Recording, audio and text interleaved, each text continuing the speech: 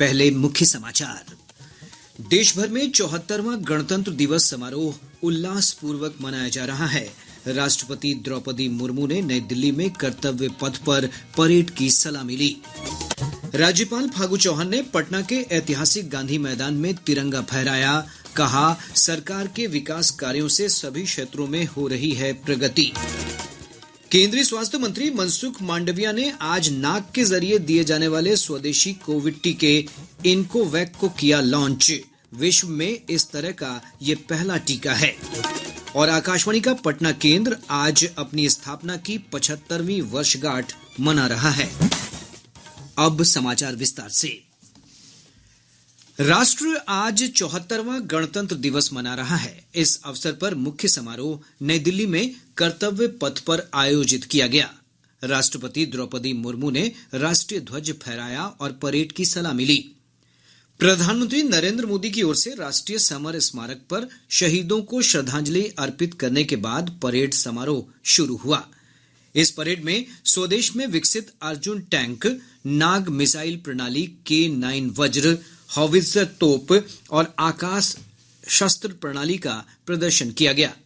इस वर्ष की परेड में मुख्य अतिथि मिस्र के राष्ट्रपति अब्दुल फताह अल सीसी थे। परेड में देश की सैन्य शक्ति, सांस्कृतिक विविधता, आत्मनिर्भरता संबंधी प्रयासों, महिला सशक्तिकरण और नए भारत के अभ्युदय को प्रदर्शित किया गया।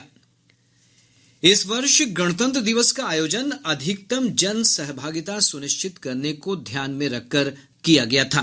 एक रिपोर्ट। गणतंत्र दिवस समारोह के अवसर पर आयोजित परेड में राष्ट्र की सैन्य क्षमता, सांस्कृतिक विविधता, आत्मनिर्भरता, नारी सशक्तिकरण और नए भारत के उदय का प्रदर्शन किया गया।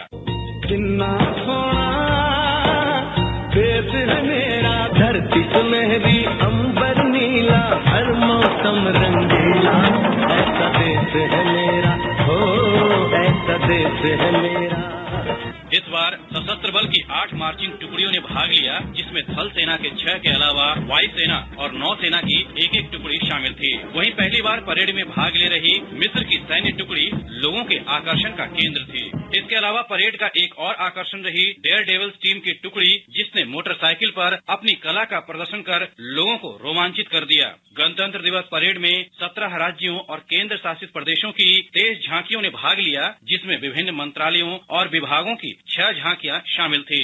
इन झांकियों ने देश के समृद्ध सांस्कृतिक धरोहर और सामाजिक आर्थिक विकास को दर्शाया। परेड के अंत में कर्तव्य पथ पर वायुसेना के लड़ाकू विमानों ने अपने करतब से लोगों को रोमांचित कर दिया। दीपेंद्र कुमार, आकाशवाणी समाचार, दिल्ली। प्रधानमंत्री नरेंद्र मोदी ने गणतंत्र दिवस पर देशवासियों को शुभकामनाएं दी। एक ट्वीट में उन्होंने कहा कि इस बार का गणतंत्र दिवस इस अर्थ में विशेष है कि यह आयोजन आजादी का अमृत महोत्सव के दौरान हो रहा है। इधर प्रदेश में गणतंत्र दिवस का मुख्य समारोह राजधानी पटना के ऐतिहासिक गांधी मैदान में आयोजित किया गया, जहां राज्यपाल फागू चौहान ने झंडोत्तोलन किया और परेड की सलामी ली। इस अवसर पर मुख्यमंत्री नीतीश कुमार और मंत्रिमंडल के कई सदस्य उपस्थित थे।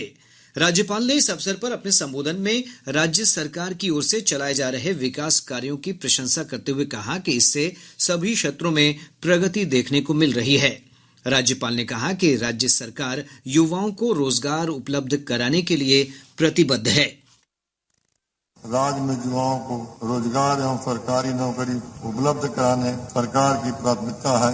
सरकार का लक्ष्य है कि युवाओं को 10 लाख रोजगार के अवसर उपलब्ध कराए जाएं। इसके लिए विभिन्न विभागों में रिक्त पड़े पदों को नियुक्तियां की जा रही हैं तथा आवश्यकता अनुसार नए पदों पर का सृजन किया जा रहा है। गणतंत्र दिवस के अवसर पर 140 पुलिसकर्मियों को वीरता, 93 कर्मियों को विशिष्टता सेवा और 668 कर्मियों को उत्कृष्ट सेवा के लिए पुलिस पदक से सम्मानित किया गया। मुख्यमंत्री नीतीश कुमार ने पटना स्थित एक अन्य मार्ग पर झंडा फहराया। विधानसभा में विधानसभा अध्यक्ष अवध बिहारी चौधरी ने झंडोत्तोलन किया। विधान परिषद में सभापति देवेश चंद्र ठाकुर ने तिरंगा फहराया।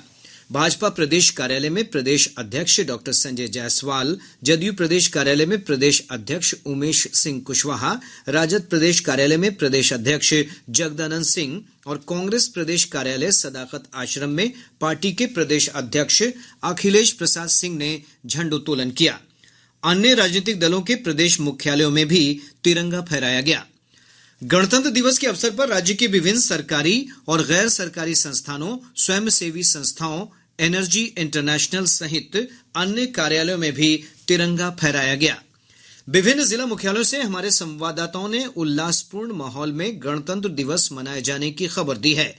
विभिन्न जिलों में प्रभारी मंत्रियों ने झंडोत्तोलन किया और परेड की सलामी ली। इधर आकाशवाणी पटना में उप महानिदेशक वेद प्रकाश ने ध्वजारोहण किया। इस अवसर पर आकाशवाणी के विभिन्न अधिकारी और कर्मचारी मौजूद थे। केंद्र सरकार ने बिहार की 3 विभूतियों को पद्मश्री पुरस्कार से सम्मानित करने की घोषणा की है। शिक्षा और साहित्य के क्षेत्र में आनंद कुमार तथा कला के क्षेत्र में सुभद्रा देवी और कपिल देव प्रसाद को पद्मश्री से सम्मानित किया जाएगा। जाने माने गणितज्ञ आनंद कुमार सुपर 30 के संचालक हैं। वे गरीब छात्रों के लिए इंजीनियरिंग प्रवेश परीक्षा के लिए निःशुल्क कोचिंग चलाते हैं।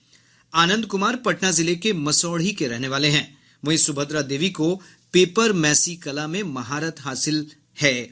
इस कला में उनके विशिष्ट योगदान को देखते हुए पद्मश्री से सम्मानित किया जाएगा। वे मधुबनी जिले के सलेमपुर की रहने वाली हैं। नालंदा जिले के 52 बीघा निवासी कपिल देव प्रसाद को 52 बूटी कला के क्षेत्र में उल्लेखनीय योगदान के लिए पद्मश्री पुरस्कार दिया जाएगा। केंद्रीय स्वास्थ्य मंत्री मनसुख मांडविया ने आज नाक के जरिए दिए जा सकने वाले दुनिया के पहले भारत निर्मित कोविड टीके इनकोवैक को लॉन्च किया। इस अवसर पर श्री मांडविया ने कहा कि भारत के टीका निर्माण और नवाचार क्षमता की दुनिया भर में सराहना की जाती है, क्योंकि उसने दवाओं के उत्पादन में अपनी अलग पहचान बनाई है। इस अवसर पर केंद्रीय विज्ञान और प्रौद्योगिकी मंत्री जितेंद्र सिंह ने कहा कि हमारा अगला कदम गैर संचारी रोगों के लिए टीके विकसित करना होगा। भारत बायोटेक इंटरनेशनल लिमिटेड ने इस टीके को विकसित किया है। इस टीके का इस्तेमाल उन निजी अस्पतालों में शुरू होने की उम्मीद है जिन्होंने इसके लिए अग्रिम ऑर्डर दिए हैं। केंद्र और राज्य सरकारों के लिए इस टीके की कीमत 325 रुपए होगी। शेष खबरें एक अंतराल के बाद।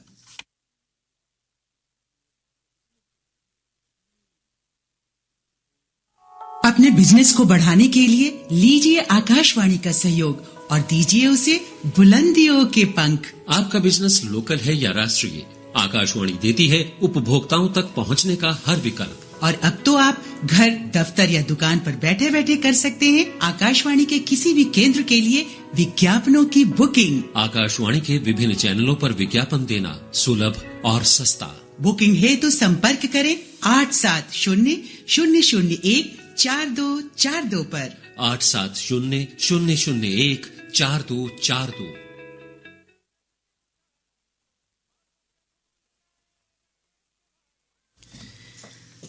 प्रादेशिक समाचार आप आकाशवाणी पटना से सुन रहे हैं। आकाशवाणी का पटना केंद्र आज अपनी स्थापना की 75वीं वर्षगांठ मना रहा है। पेश है एक रिपोर्ट। आकाशवाणी का पटना केंद्र आज अपनी स्थापना का 75वां वर्षगांठ मना रहा है। आज ही के दिन सन 1948 में तत्कालीन सूचना और प्रसारण मंत्री सरदार वल्लभ भाई पटेल ने इस केंद्र का उद्घाटन किया था।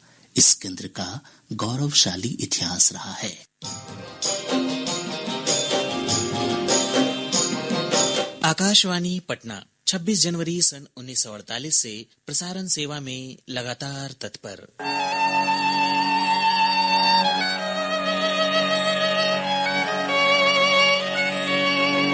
बहुजन हिताय बहुजन सुखाय के मकसद के साथ 75 वर्षों का सुहाना सफर। घाटी है इस देश की वाटी, इसकी शान निराली है। रंग बिरंगे फूल बाग में जन जन इसका माली है। घाटी है। जाने माने साहित्यकार और आकाशवाणी पटना से लंबे समय तक जुड़े रहे ऋषिकेश सुलभ कहते हैं कि इस केंद्र ने रेडियो प्रसारण के क्षेत्र में कई प्रतिमान गढ़े हैं।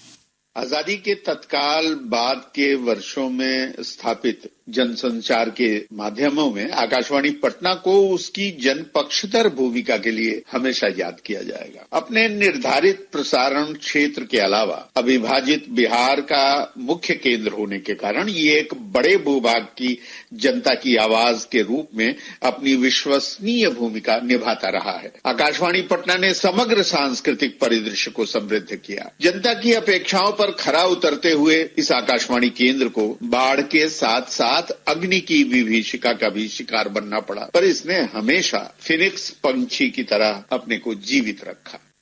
आकाशवाणी पटना के उप महानिदेशक वेद प्रकाश ने बताया कि 75वें स्थापना दिवस पर सांस्कृतिक कार्यक्रम और व्याख्यान की एक श्रृंखला चलाई जाएगी।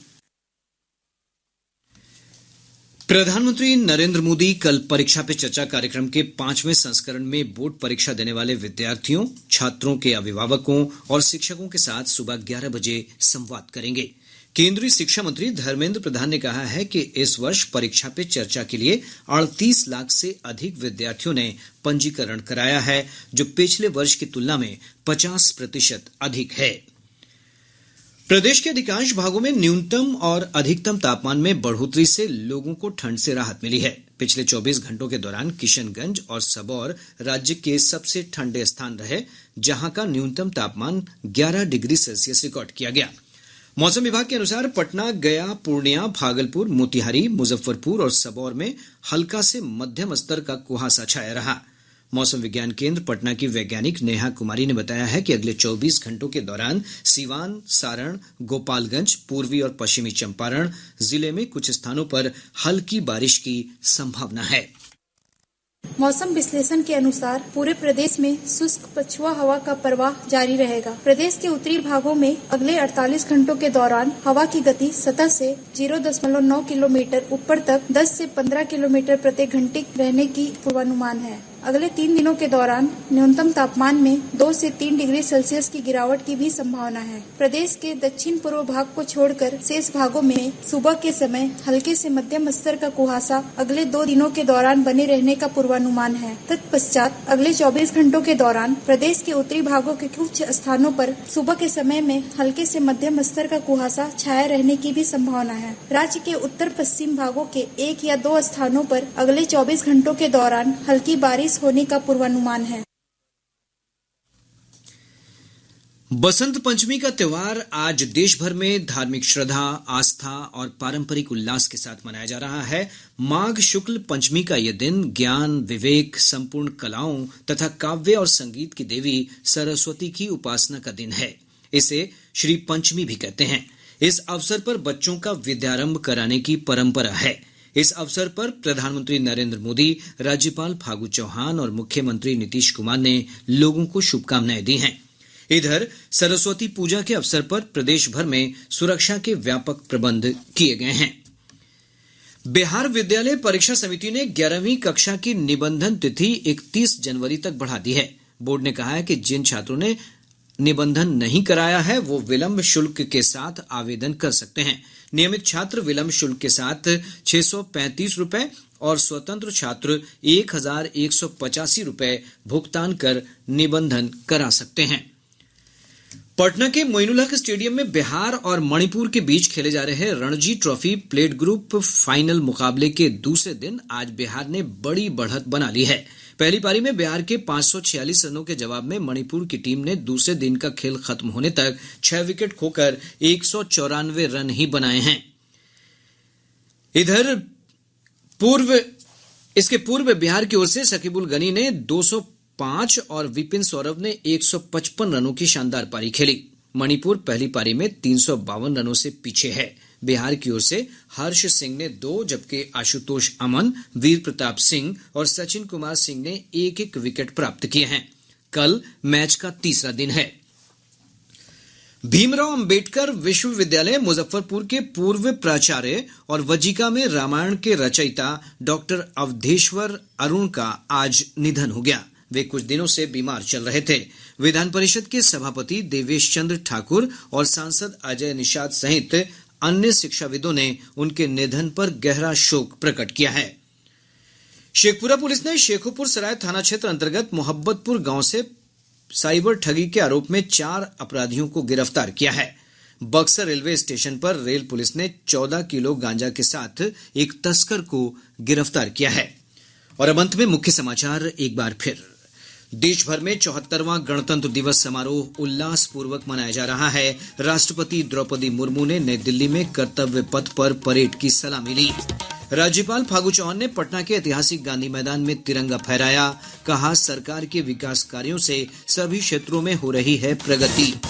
केंद्रीय स्वास्थ्य मंत्री मनसुख मांडविया ने आज नाक के जरिए दिए जाने वाले स्वदेशी कोविड टीके इनकोवैक को लॉन्च किया। विश्व में इस तरह का ये पहला टीका है। और आकाशवाणी का पटना केंद्र आज अपनी स्थापना की 75वीं वर्षगांठ मना रहा है। इसके साथ ही आकाशवाणी पटना से प्रसारित प्रादेशिक समाचार का ये अंक समाप्त।